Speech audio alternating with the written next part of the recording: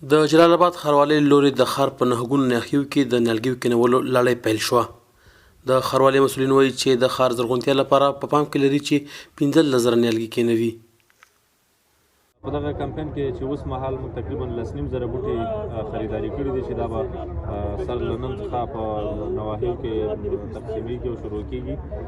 دا تقریبا جلال آباد ښاروالۍ غواړي سږ کال 15,000 پورې نیالګي په دې کې چې د ثمردار او غیر ثمردار دواړه شته دي، زینتي او غیر زینتي بوټي دي پکې.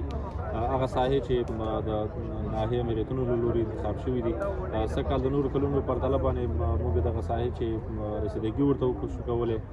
د اوبو ستونزه تقریبا چې ننګرهار ګرم ولایت دی، په ځانګړي ډول جلال آباد ښار، نو په دغې کې چې موږ ورته رسیدګي وشو کولی د ناحیې او امریتونه او اوبو ورته ورکولی شو، په هغه ساحو کې دغه بوټي کېنو. دپاره زموږ ستاسې د وطن دپاره دا یو باقي شی دی، یو ښکلا ده.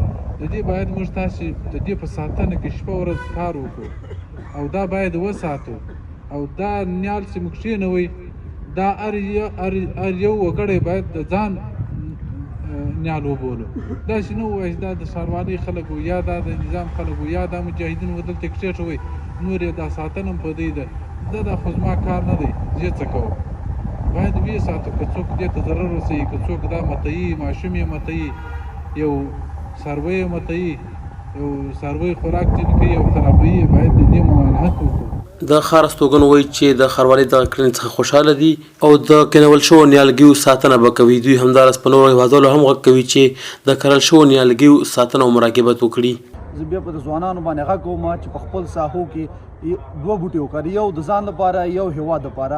څنګه چې موږ تاسو ته ښاروالۍ په دغه زرغونه اونۍ کې کوم نیالګي کېنوي، په ټولو هېوادوالو باندې غږ کوم چې دې پالنه او ساتنه موږ تاسو باندې فرض ده، باید د دې ساتنه وکړو.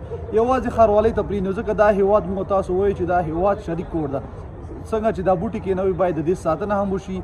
ونې چې کښول کېږي دا خو اصلا خپل ځای لري، خپل مسؤلین لري، باید ښاروالي خپل مسؤلین لري. د هغو هم دا وخت نه چې وخت په وخت باندې په دې بازار کې کومې ونې کېنول شوي دي، موټر ډېر دی، زحمت ډېر د ټرانسپورټ لوګی کوي موټرې، چې دونه نظارت وکړي او دوایي ورته راوړي، وایي چې اوبه ورکړي.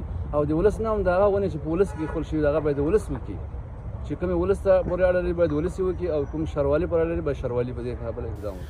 په دې ښار کې هر کال زرګونه نیالګي کینول کېږي، خو د نه مراقبت او د نه ساتنې له امله بېرته ضایع کېږي. پژواک خبري اژانس د پیښو رښتینې هنداره